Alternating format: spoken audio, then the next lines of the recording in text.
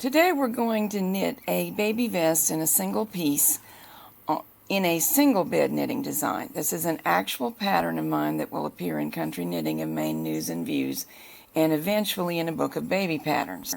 Recently I did a video called One Piece Garment Tips that is on double bed work. This one is on single bed work.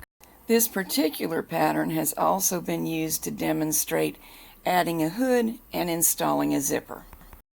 Here's a heads up about the numbers used in this video.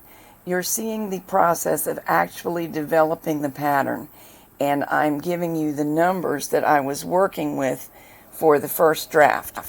Do not try to knit from those numbers, because by the time the pattern was fully developed, I had changed the neckline numbers. I decided this was too low. The principles involved, however, are exactly accurate and will certainly help you understand how the one-piece garment is developed without removing it from the machine. This is the kind of diagram and the kind of notes that I truly work from.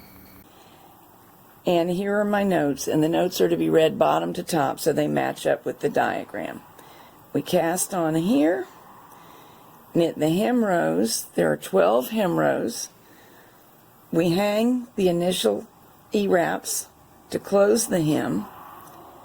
RC0 is shorthand for set row counter to 0. And from there we knit up to the armhole. That's going to be 18 rows on the counter. And bind off some stitches for the underarm. I don't have this delineated exactly right where those lines will fall, but it won't matter to the concept. They're really going to be in a more side seam position. I just couldn't draw it there. The bottom of the armhole is 4 inches from the top of the garment, and the bottom of the neckline here and here is 3.5 inches from the top of the garment. So after binding off the armholes, we divide the work into 3 sections. The one on the right will be knitted, then the next one, then the next one. And each time we'll start at row count 18 and proceed on up to a total of 42. Actually, the garment is 48 rows, but we reset the row counter after knitting the hem, and the hem contributes 6 total rows of length to the garment, even though we knitted 12, because it's doubled, so only half of them count. The neckline is the only fancy thing, and it's not very. We'll first bind off 4 stitches when we reach the correct row, and then decrease once every other row 4 times. That's what this means. I'll be starting with the carriage on the right and the work oriented just as you see the diagram. And so at row 18, the carriage will be on the right, 19, 20, 21. Normally you would like to bind off with the main yarn, but I won't be able to because it will be on the opposite side of the bed. That means I'll need to get a piece of main yarn wound off in advance to have ready for my neckline. I'm working all the way on the left side of the bed simply because the sun is glaring on the right side and I don't want it to interfere with your view. It's nothing to do with the pattern. Here we are all E-wrapped and ready to knit 12 hem rows. Now we work across, picking up the E-wraps and hanging them on the working needles. I knitted the hem a stitch size smaller than the rest of the garment, which keeps it from doing something that sometimes a hung hem likes to do, and that's poof out at the bottom. Very strange looking. And knitting it a little bit tighter will usually prevent that. You can see how nicely the E-wraps present themselves to be hung. We'll work all the way across like this. Again, I'm bringing the needles all the way forward because it makes it a little bit easier on the carriage to knit that first row that has 2 sets of stitches on it. And now we're on into the body of the garment. These are the rows that fall between the top of the hem and the bottom of the underarm. And doing them all in one piece like this will mean that there are no side seams in the little vest, which is a nice smooth look, especially when we're knitting for really tiny people in bulky yarns. They're all knitted, and I've brought forward the stitches that need to be bound off for the underarm. I'm just going to do this with my fingertips to keep out of the way of the camera. Of course, the transfer bind off with a tool would be a little bit easier, but I'm just doing it without the tool. These stitches might later need to be finished with something to stop them from rolling, such as a row of crocheting. It depends on the yarn. I could have also laddered down here a little bit and created some underarm ribbing, but for this very simple sample, I'm just going to leave them alone for now.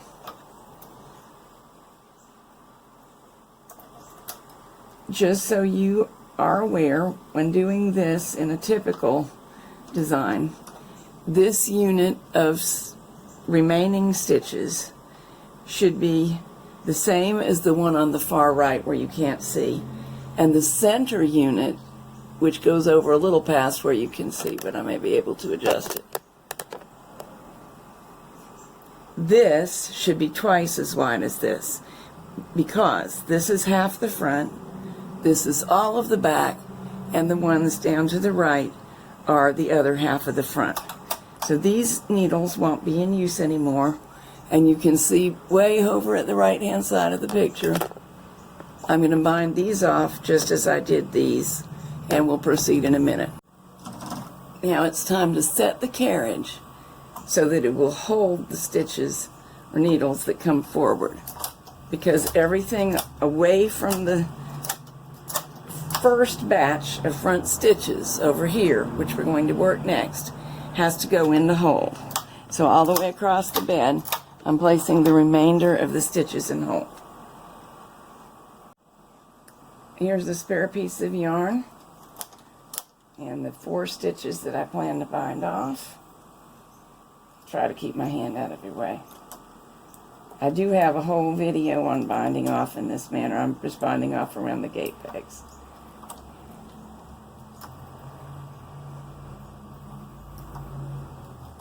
And the last one gets popped onto the what's now the edge working needle, and we will proceed. 4 decreases.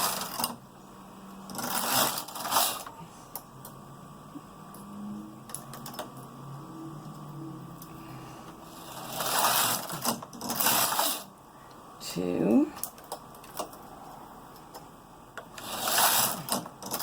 3,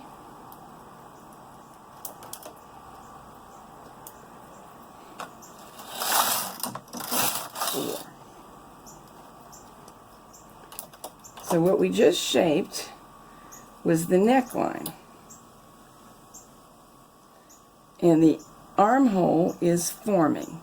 Now I need to knit on up on these last few stitches to row 42. 35, 6, 7, 8, 9, 40, 41, 42, and time to bind these off, which I'm going to do off camera.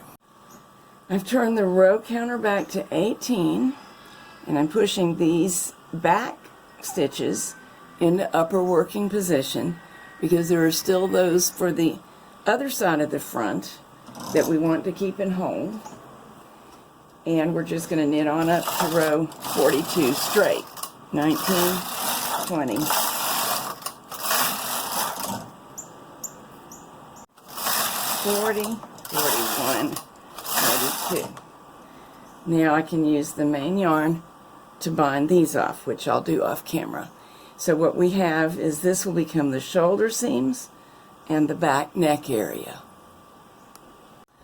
I do want to show you an optional step. As it is, this armhole is going to roll a little bit. We can finish it with crocheting later if we want to. We can just not worry about it, or I can drop the 3rd stitch from the edge now, ladder down to the bottom of the armhole, and latch it back up. But I can either use ordinary rib or tuck rib. Tuck rib is going to do a better job of keeping the armhole from looking oversized. So I think that's what I'll do. At the bottom of the ladder, I'm going to pick up the true stitch. And I do have other videos on this because I use it a lot. Slide behind 2 rungs, behind 1 rung, grab the second one, pull through. Those 2 have already been worked, so slide behind the next, grab the one above, and pull through. Don't get confused and rework this one because it's not part of the stitch, but you can see it's been worked because there's something twisted around it. All the way up, it's latching, but it's only latching every other rung. However, instead of just skipping one, the tool goes behind it. This one has not been worked, this one has. On up we go. This single column of tucked rib, the tucking is the slipping behind a stitch, will make the armhole much less roly-poly. And it does not pull in the fabric very much because the tucking widens at the same time as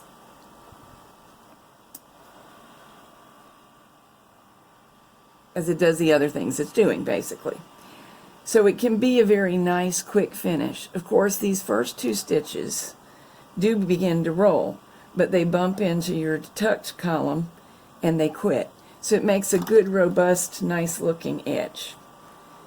And if I do it here, I'll want to do it here as well. Ready to get these back to work, and now that they're the only ones, I can just do that by flipping the carriage to knit back from hole. Knit 3 rows to the neckline. And since I've just been working the segments in order across the bed, I have a piece of happy accident here. Now I don't have to use a separate piece of yarn because at row 21, 3 rows after the bottom of the armhole,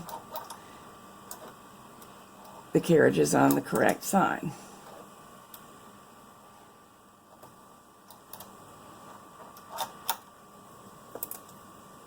So now we're on row 21. First neckline decrease. 2 rows, decrease again,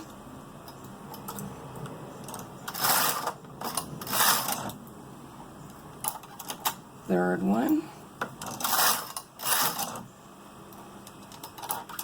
and fourth one. And now knit on up to row 42, drop these stitches, well, this one stitch, and create the tuck rib and bind off. Now with the knitting finished and off of the machine, we have the expected shape. Center front, neckline, shoulder, armhole, shoulder. There's my original sketch, so you can see the similarity, and it's holding down the back neck, shoulder, armhole, shoulder, and other neckline. In order to finish now, I need to fold these in and seam the shoulder areas, and then do some kind of a neckline and front edge finish. And I will show you those things in 2 other videos.